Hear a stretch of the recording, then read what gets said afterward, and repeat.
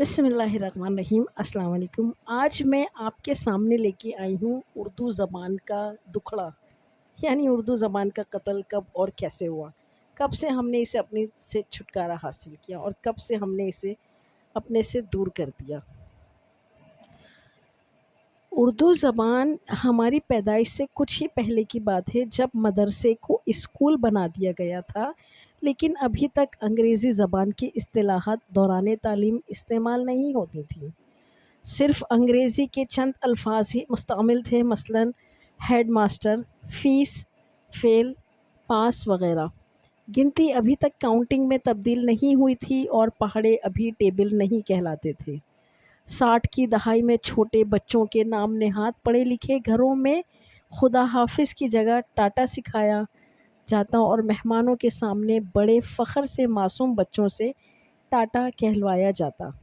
زمانہ آگے بڑھا، مزاج تبدیل ہونے لگے۔ عیسائی مشنری اسکولوں کی دیکھا دیکھی کچھ نجی پرائیویٹ اسکولوں نے انگلش میڈیم کی پیوند کاری شروع کی۔ سالانہ امتحانات کے موقع پر کچھ نجی پرائیویٹ اسکولوں میں پیپر، جبکہ سرکاری اسکولوں میں پرچے ہوا کرتے تھے۔ پھر کہیں کہیں استاد کو سر کہا جانے لگا اور پھر آہستہ آہستہ سارے اساتذہ ٹیچرز بن گئے۔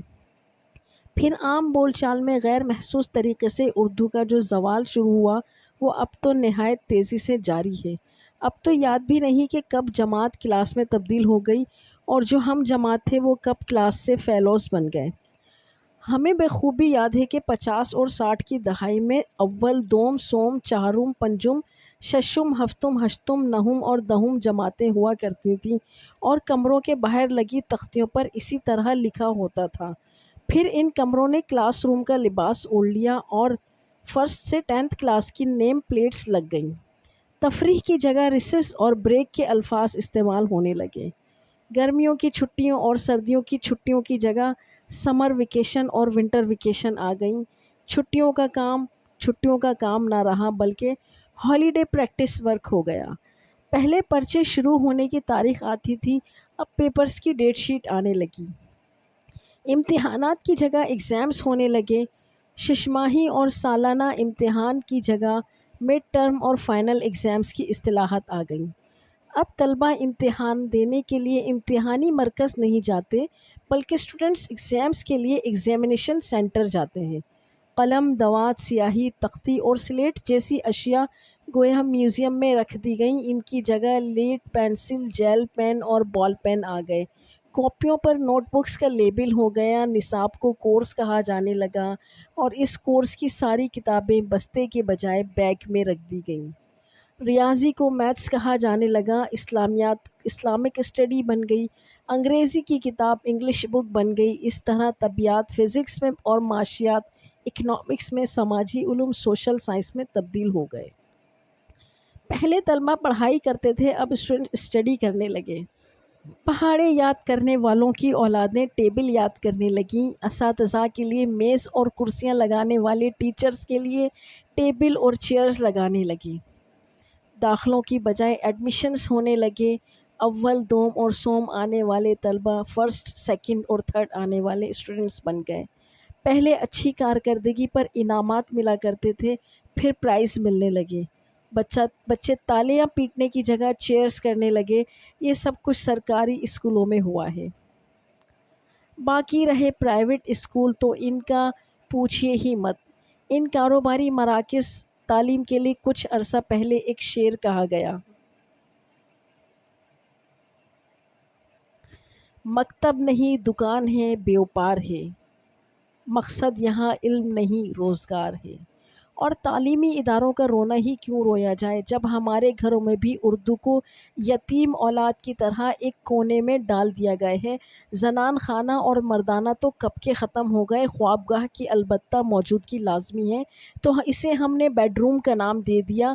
باورچی خانہ کچن بن گیا اور اس میں بڑے برتن کراکری کہلانے لگے۔ غسل خانہ پہلے باتھ روم ہوا، پھر ترقی کر کے واش روم بن گیا۔ مہمان خانہ یا بیٹھک کو اب ڈرائنگ روم کہتے ہیں۔ فخر محسوس کرتے ہیں۔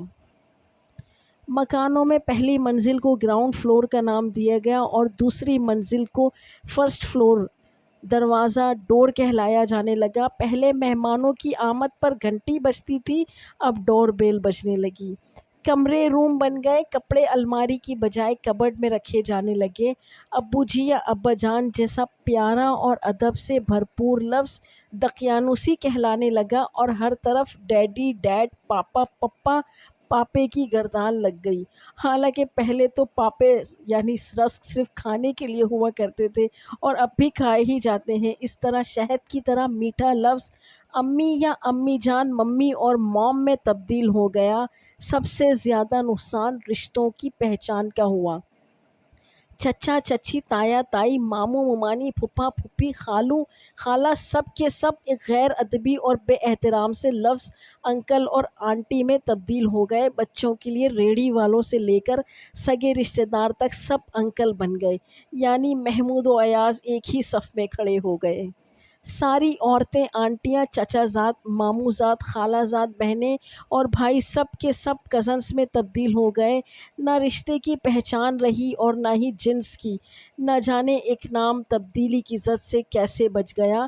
گھروں میں کام کرنے والی خواتین پہلے بھی ماسی کہلاتی تھیں، اب بھی ماسی ہی رہ گئیں۔ گھر اور اسکول میں اتنی زیادہ تبدیلیوں کے بعد بازار انگریزی کی زد سے کیسے محفوظ رہتے۔ دکانیں شاپس میں تبدیل ہو گئیں اور ان پر گاہکوں کی بجائے کسٹمرز آنے لگے۔ آخر کیوں نہ ہوتا کہ دکاندار بھی تو سیلز مین بن گئے، جس کی وجہ سے لوگوں نے خریداری چھوڑ دی اور شاپنگ کرنے لگے۔ سڑکیں روڈز بن گئیں، کپڑے کا بازار کلاتھ مارکیٹ بن گیا، یعنی کس ڈھب سے مذکر کو مؤنث بنا دیا گیا۔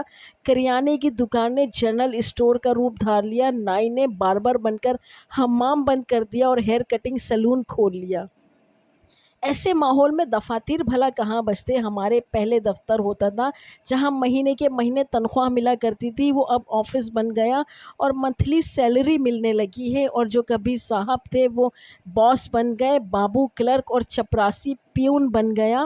پہلے دفتر کے نظام الاوقات لکھے ہوتے تھے، اب آفس ٹائمنگ کا بورڈ لگ گیا۔ سود جیسے قبیح فعل کو انٹرسٹ کہا جانے لگا۔ طوائفیں آرٹسٹ بن گئیں اور محبت کو لو کا نام دے کر محبت کی ساری چاشنی اور تقدس ہی چھین لیا گیا۔ صحافی رپورٹر بن گئے اور خبروں کی جگہ ہم نیوز سننے لگے۔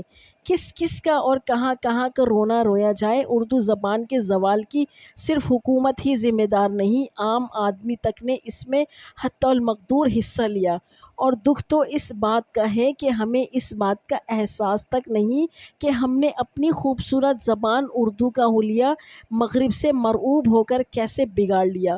وہ الفاظ جو اردو زبان میں پہلے سے موجود ہیں اور مستعمل بھی ہیں، ان کو چھوڑ کر انگریزی زبان کے الفاظ کو استعمال کرنے میں فخر محسوس کرنے لگے ہیں۔ وائے ناکامی متا کارواں ہو جاتا، رہا کارواں کے دل سے احساس زیاں جاتا۔